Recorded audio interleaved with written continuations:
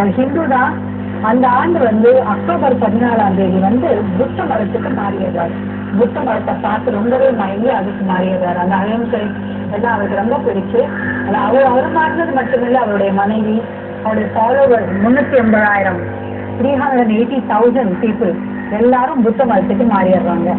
So இங்க மாறி ரொம்பவே பிரபலமா ஆகிறதுனால அவருடைய ஸ்டாச்சு வந்து வெங்கல வந்து அவருடைய ஸ்டாச்சுவும் புத்தருடைய ஸ்டாச்சுவும் நீங்க பார்க்கலாம். இங்க வந்து கொண்டாந்து சாதிச்சிருக்காங்க. அதோட மட்டும் இல்லை, இவர் அண்ணா அக்டோபர் மாசம் புத்தரா மதத்துக்கு மாறினாரு.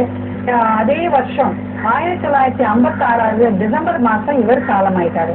ஸோ அக்டோபர் மாசத்துல வந்து புத்தர் மதத்துக்கு மாறினாரு. ஆனா டிசம்பர் மாதத்துல அதே வருஷத்துல காலமாயிட்டாரு.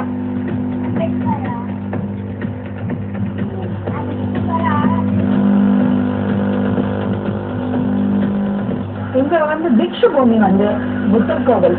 ஸோ வந்து புத்தருடைய ஸ்டாச்சு பார்த்தீங்கன்னா உள்ள இருக்குது. அந்த ஸ்டாச்சு வந்து யார் பண்ணாங்கன்னா தாய் ஸ்டூடெண்ட்ஸ் படிக்கிறவங்க தாய் யூனிவர்சிட்டியிலேருந்து நாக்பூர் யூனிவர்சிட்டிக்கு டொனேட் பண்ணியிருக்காங்க. அதுதான் இப்போ வச்சு கும்பிடுறாங்க. அதுவும் அந்த ஹால் பார்த்தீங்கன்னா 4000 அடி ஸ்கொயர் ஃபுட்டு உள்ள ஹாலு. அதுக்கு மேலதான் அந்த பெரிய டூம் நிற்குது. ஸோ 5000 புத்த பிஷுக்கள் வந்து உள்ள வரவே தண்ணிக்குள்ள இருக்கலாமா, அவ்வளோ பெரிய ஹால் உள்ள கட்டியிருக்காங்க. அங்க வந்து அந்த கட்டினது என்னன்னா கிரானைட், மார்பிள், சாண்ட்ஸ்டோன் இதெல்லாம் வச்சு கட்டியிருக்காங்க.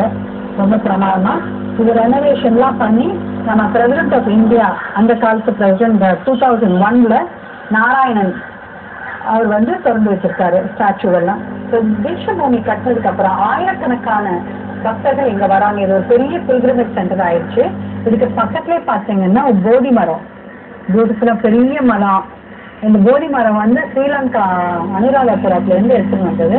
ஸோ இங்கே அழகாக செழிப்பமாக வளர்ந்துருக்கு. இப்போ இந்த போதி மரத்து அடியில் தான் புத்தருக்கு ஞானம் வந்தது. அதனால போதி மரம் வந்து ஒரு புனிதமான மரமாக வச்சு எல்லாரும் வந்து சேவிக்கிறாங்க. இப்போ நம்ம தீட்ச பூமியை தரிசனம் பண்ணிட்டு வந்ததுக்கு அப்புறம் எதிரிலேயே நம்ம பார்த்தீங்கன்னா அழகான ஒரு ஷாப்பிங், சொவனியர் ஷாப்பிங்கும் நம்ம ஞாபகார்த்தமாக புத்தர் சிலைகள்லாம் எடுத்துகிட்டு போகிற மாதிரி சின்ன சின்ன புத்தர்கள் சிலைகளும் இருக்கும். அதோட இது புத்தகங்களும் இருக்குது. ஸோ சொவனியர் ஷாப்பாகவும் இருக்கலாம், இது ஷாப்பிங்காகவும் நம்ம பண்ணலாம்.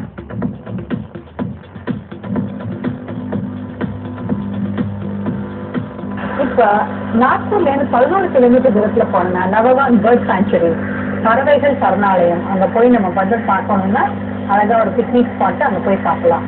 அதில் have a short commercial break.